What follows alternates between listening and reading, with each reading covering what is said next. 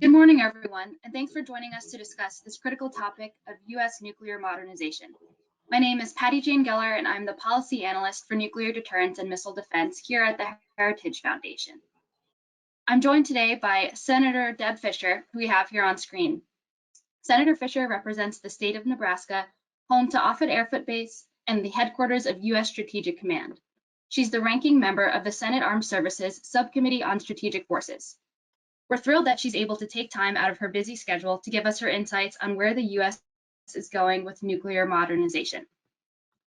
So we're going to start off today's event with some comments from Senator Fischer on the political backdrop for nuclear modernization, and then I'll move on to some questions. So Senator, whenever you're ready, please start us off. Okay, well, thank you for that introduction, Patty Jane, and to Heritage for hosting this event to discuss the future of nuclear modernization. For the last two administrations, there's been a robust bipartisan support for modernizing our nuclear deterrent and the infrastructure on which it depends. While we've had spirited debates, members of both parties have repeatedly joined together to provide the necessary resources for this effort to move forward. And I expect that this Congress will continue to do so. Senator Reid, who's the new chairman of the Senate Armed Services Committee, has explicitly endorsed modernization. And for the last 2 years, amendments in the House of Representatives to reduce funding for modernization programs have been turned back by strong bipartisan majorities. I expect this support to continue for a few reasons. First of all, these programs have bipartisan roots.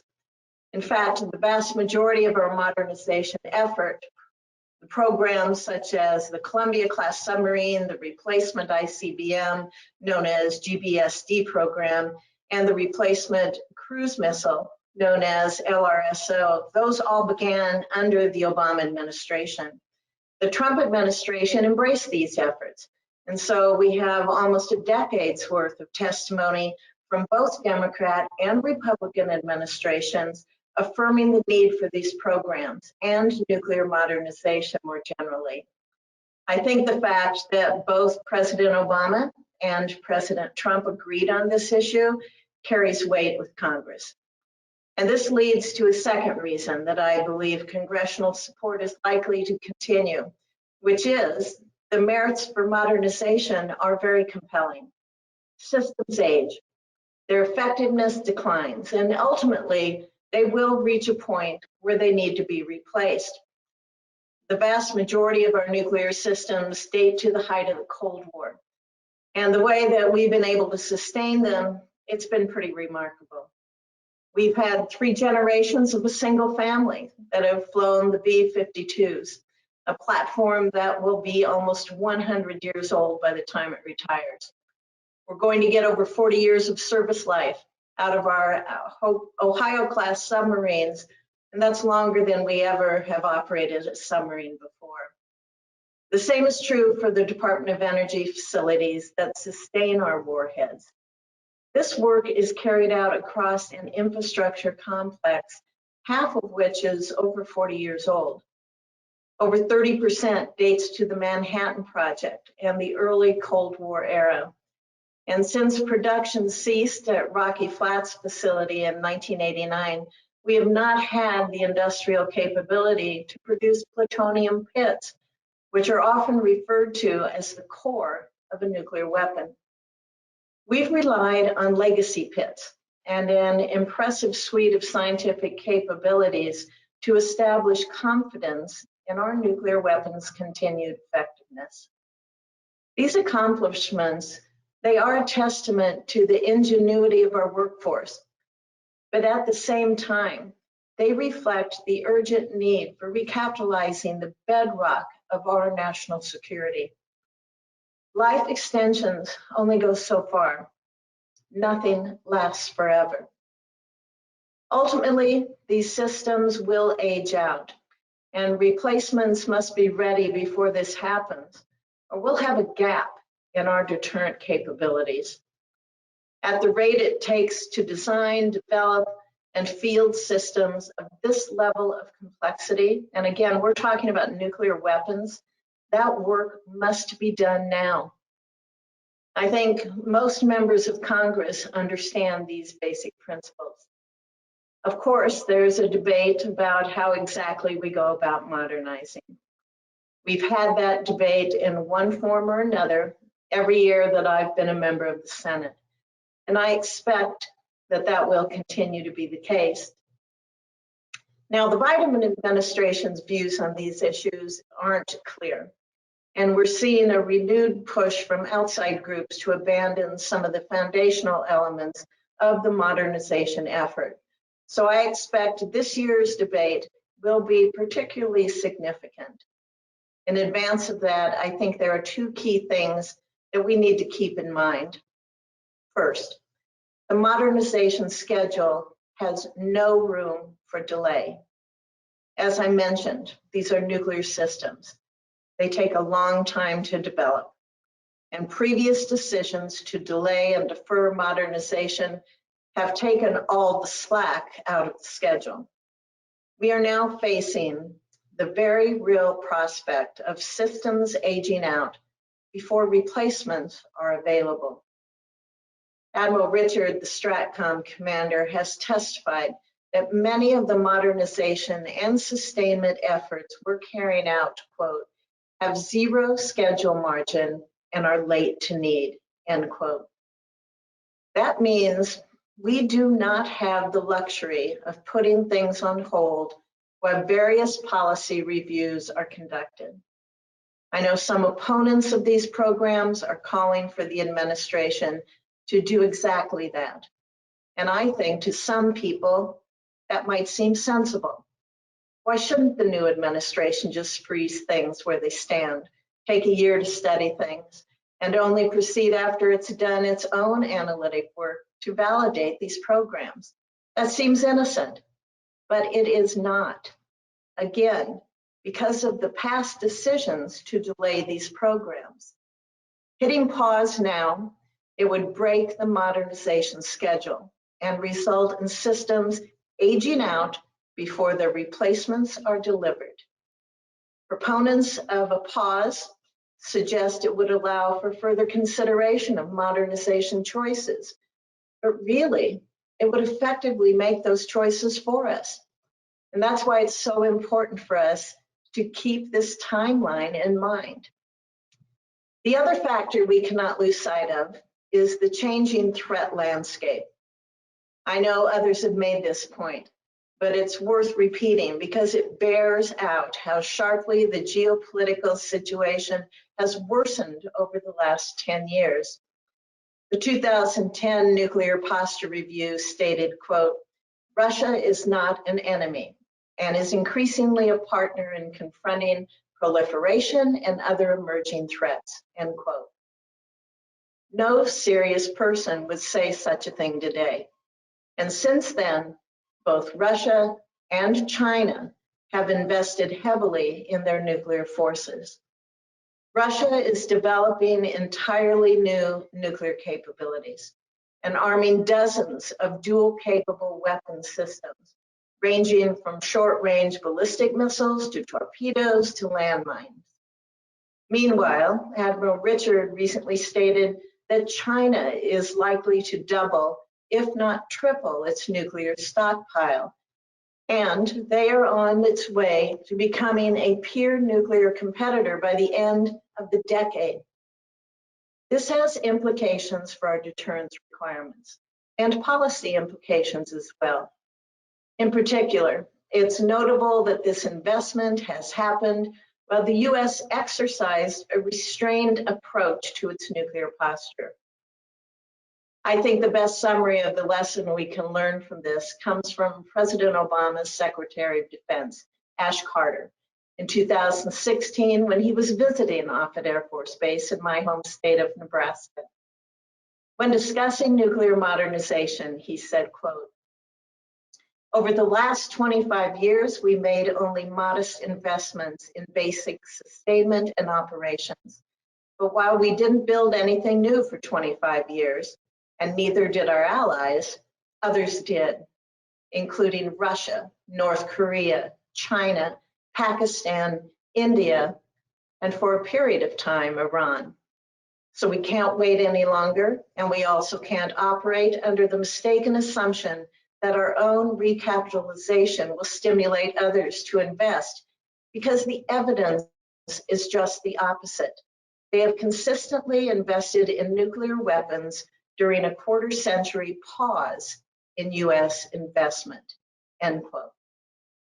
I think that's a very valuable observation and something we must consider, particularly as we hear calls to reduce our forces or cancel modernization programs. So why don't I stop there, Patty Jane, and we can move on to questions.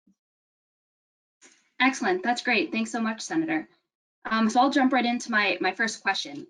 As you know, President Biden recently released his interim national security strategic guidance. It stated that we will take steps to reduce the role of nuclear weapons in our national security strategy while ensuring our strategic deterrent remains safe, secure, and effective. What's your reaction to this? You know, what struck me is the way that this repeats past rhetoric. The passage is almost exactly what President Obama said in his statement in the 2010 Nuclear Posture Review. And I see a couple problems with this. First, the world's changed a lot since 2010. In fact, it's become far more dangerous. So when we keep hearing the same talking points, I think that suggests maybe a lack of appreciation for the changes that we've seen. It also, I think, ignores some of the lessons that were made pretty clear by the end of the Obama administration. As Secretary Carter was pointing out in the quotation that I just read, while the US was reducing its arsenal and the role of nuclear weapons, Russia and China, they were going in the opposite direction. But as you said in your question, this is interim guidance. So I hope going forward we will see a strategy that is based on a clear-eyed view of the threats that our nation faces, and it takes into account what we've seen from this approach in the past. One of the many things that Secretary Mattis said that is so quotable is we need to see the world as it is and not as we wish it to be. Yeah, excellent. I think that's very important. So there's discussion about whether the Biden administration will conduct a new nuclear posture review. Do you think that this would be wise?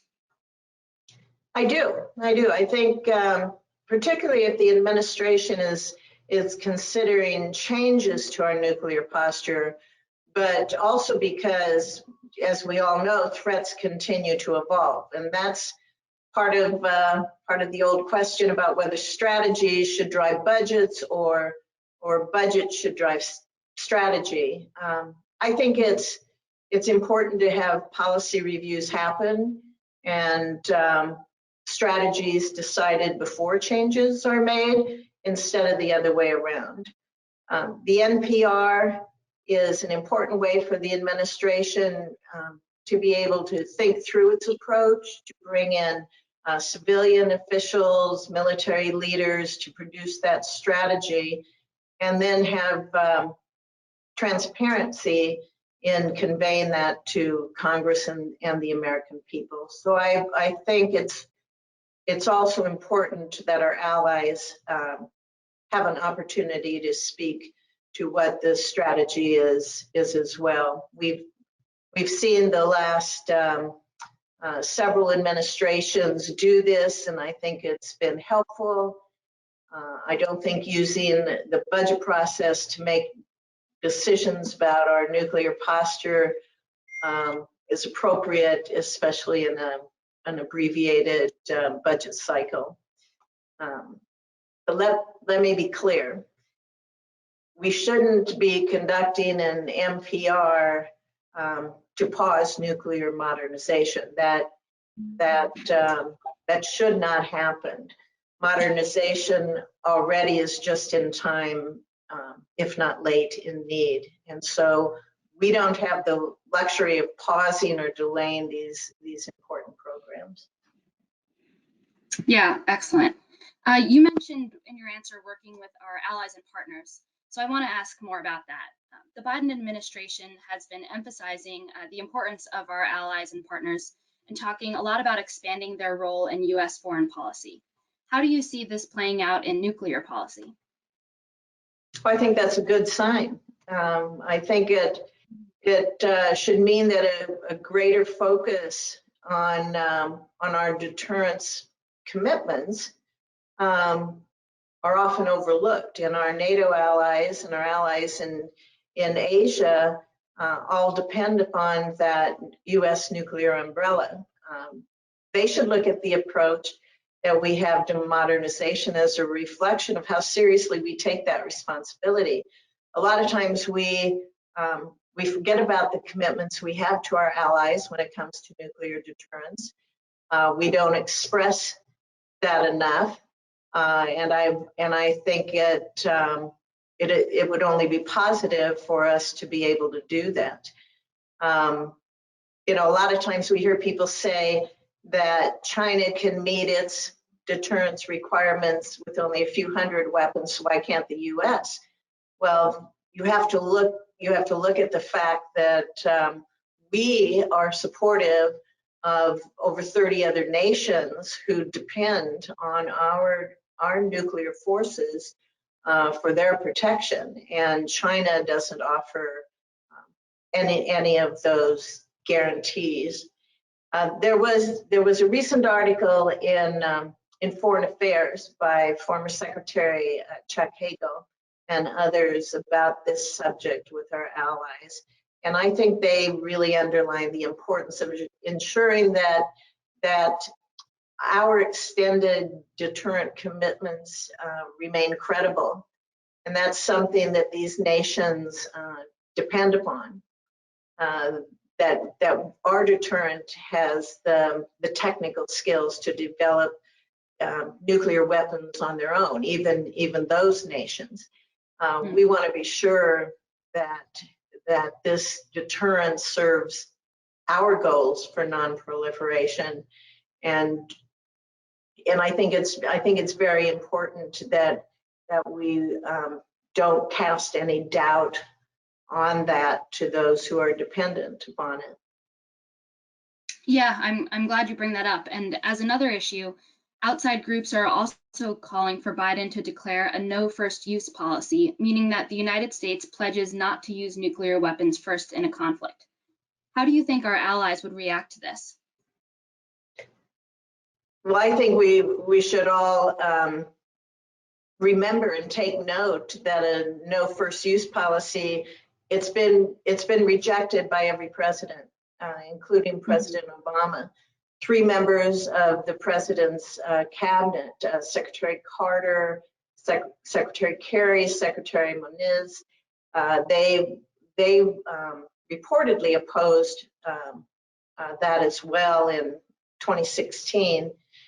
This is something that our allies, I think, are very apprehensive about. And the advice that we hear consistently from our senior military leaders has been not to adopt such a policy.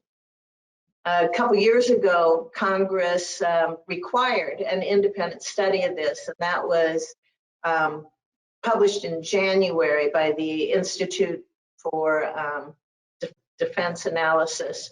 And I would recommend that to the audience. It really looks at this question in detail. And it concluded that this would do more harm than good.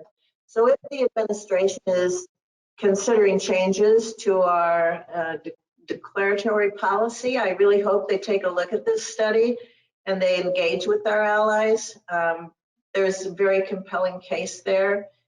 There's bipartisan support in Congress for maintaining our current approach, and the administration, I would hope, would take note of that and be supportive of it.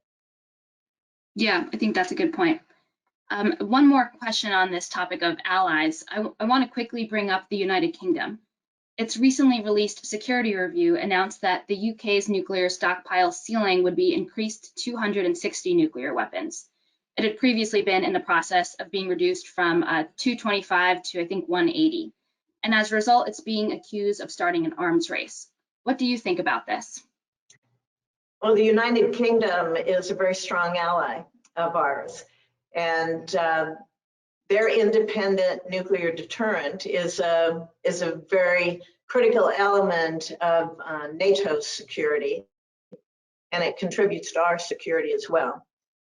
I read a report saying that we made a decision in 2010 to reduce our arsenal, and the world has changed, threats have grown, and that decision's no longer appropriate, and I don't disagree with that. So I'm surprised by, I guess, the amount of criticism we've seen over the week. It's more criticism of our strong ally than I've seen of Russia or China for their nuclear build-ups. Those are far more significant than what the United Kingdom has announced. So I would just question, where's the outrage when President Putin announced a bunch of new nuclear weapons in 2018? And then we're seeing Russia and China jump on the bandwagon here and also criticize the UK. But I'm glad you brought up the way arms race is being used in this as well. I think that's very reckless. When we look, we all know that the threats change.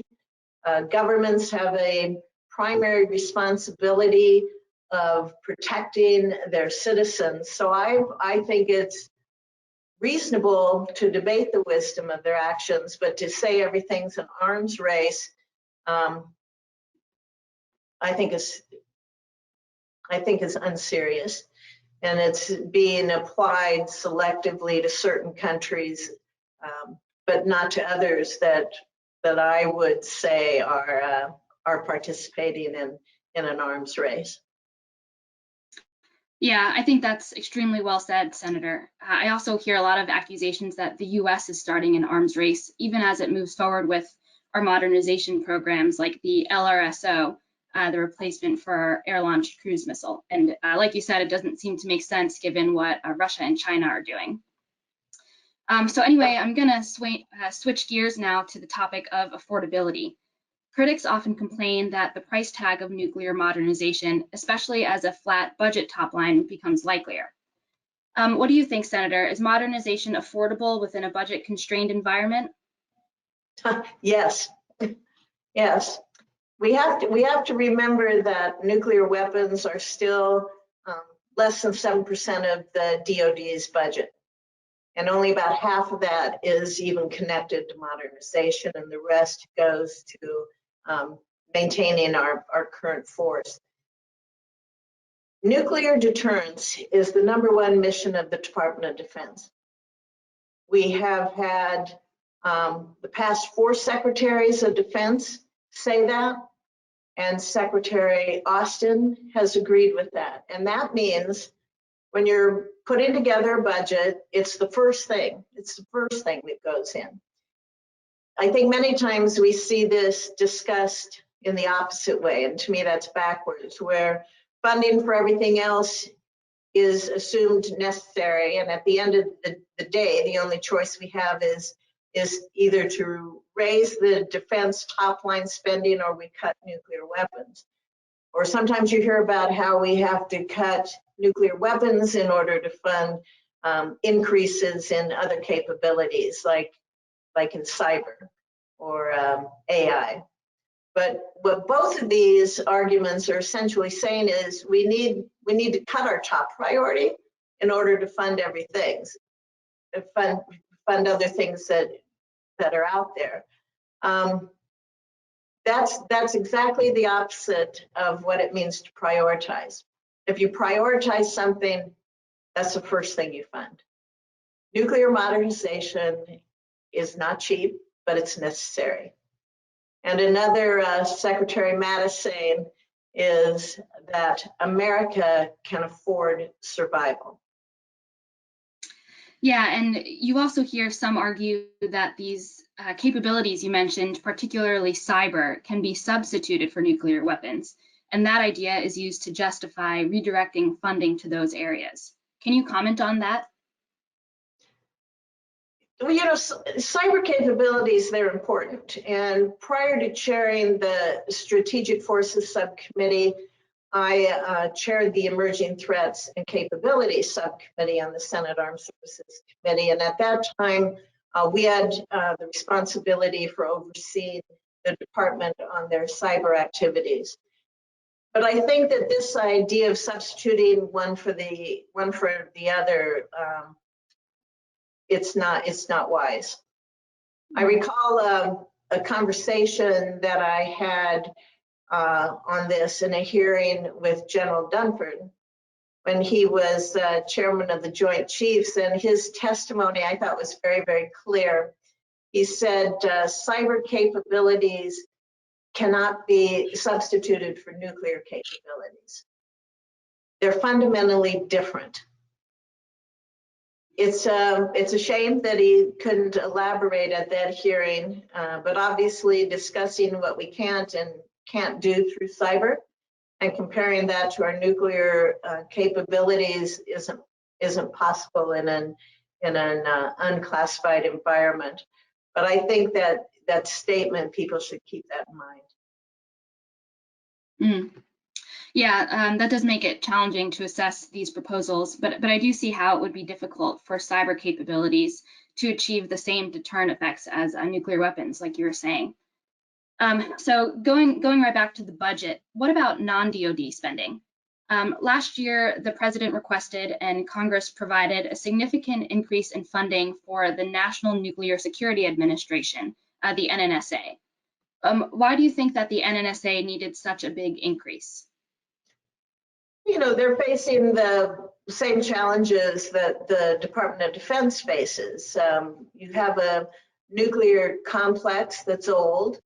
And since the end of the Cold War, we have delayed and deferred modernizing it. At the same time, it's being asked to do more, not just extending the lives of our warheads, but also all the scientific work that comes with certifying our increasingly aging arsenal to make sure it's effective. I think one other thing to keep in mind is that the budgets that are submitted on behalf of the NNSA, they've struggled, I think, to reflect what's needed for modernization. They, when you look at the projections for future spending that's included with each budget submission, they've left out a lot of activities.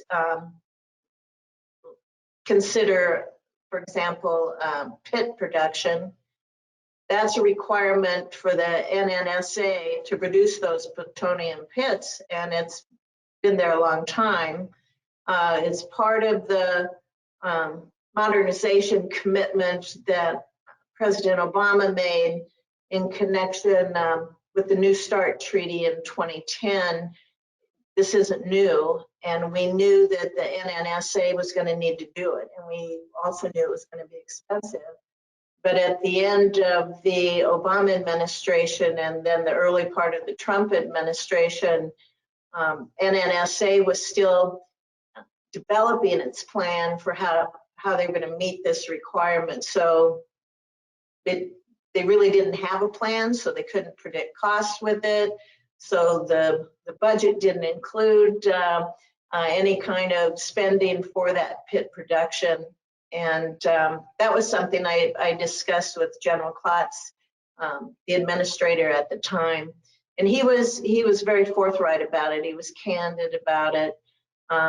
They finally finalized their strategy, and then the costs were included. And I think that is one point you can look at for the increasing budget. Yeah, that's really useful to know. So basically what you're saying is that sometimes these increases aren't all that they seem to be.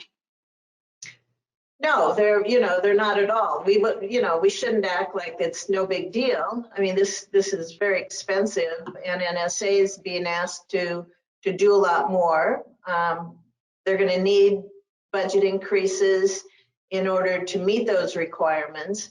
But um, that's something that has to be done. It costs less to study pit production than it does to rebuild the capabilities that we're going to need. Right, makes sense. So just quickly staying on this issue of pit production, I think you also mentioned in your opening remarks that the US is the only nuclear state that does not have the capability to produce plutonium pits. Why is that significant?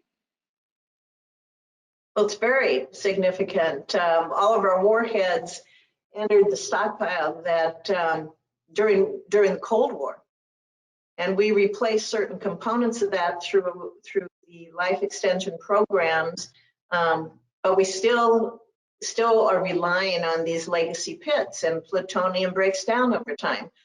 So the process is slow, but there will come a time when our weapons, well, they're just not going to work the way they should. And as I did say in my opening remarks, we need to act now to prevent that from happening. That means we have to stand up production capability that we haven't had in 30 years and producing enough pits to replace those that are in the stockpile before we begin really to lose confidence in their effectiveness. And that's the technical argument. But when I talk about this with people, with constituents, what I think really hits home with people is that North Korea is capable of manufacturing nuclear weapons, but the United States actually can't. And I know that some will say, you shouldn't be making that comparison. You're just trying to alarm people. But I disagree with that. I think we've become very, very complacent in this country, and I believe we have to bring a greater sense of urgency to this problem that we have. If the United States is serious about remaining a nuclear power, we have to have pit production capability, because nothing lasts forever. Yeah, I'm happy to hear you talk about confidence in our arsenal, in our nuclear weapons arsenal. I think that's something that's probably not discussed enough. So I see we're running up on the clock here, but Senator, if you have a few more minutes, I want to get to asking you about the ground-based strategic deterrent quickly. Sure. We're seeing renewed opposition. Great. We're seeing renewed opposition from critics of nuclear modernization focused on GBSD, the program to replace our 50-year-old Minuteman III ICBMs. What's your assessment of the debate over this program? Well, there's been a very active debate over this program, and I appreciate the effort that Heritage and others have made to try and correct a lot of the misconceptions that are out there. When I hear people use terminology like hair trigger, for example. I support the GBSD program. I think everybody knows that. We have heard consistent testimony across the last two administrations that this program is absolutely necessary. We've been discussing this program annually at our oversight hearings on SASC, and based on the arguments that have been presented, majorities in Congress have supported it. We've provided about $2 billion since 2015 for this program. I am not aware of any change in the threat that we face. or the reliability of the current Minuteman system that would justify either delaying or completely halting the GBSD. And I know a lot of opponents have gathered around this idea of canceling GBSD and extending the life of the Minuteman system. When we look at Admiral Richards' comments earlier this year about how it's just not feasible to do that, I think we can really look at this in a more realistic way. I think there's very little I can add to what he said, and we don't have time to talk through all of the arguments on the topic, but I'll make one observation. When the Air Force studied extending the Minuteman, it found that this would actually be more expensive in the long run than building a new missile. And I know those who support this approach will argue that it's cheaper in the near term, but deferring costs isn't the same as saving money. In 2012, the decision to delay the Columbia-class submarine by 2 years, it pushed activities beyond the 5-year budget window, and that created an appearance of saving money. But the Navy estimated that this actually increased the total program cost by billions of dollars. And it left the program with no margin for further delay or error in the development schedule.